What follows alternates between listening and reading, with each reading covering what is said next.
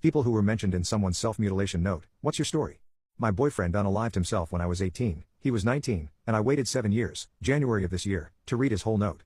When he first passed away, I took care of his elderly parents for months following because he was an only child and they could barely function, let alone plan a huge funeral.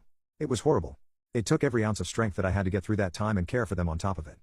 I found the note underneath a bowl, pipe, that I had lent my boyfriend, which he had hidden in a false bottom compartment thing in the center console of his car. I read the first few lines and then immediately hid the note in my favorite book.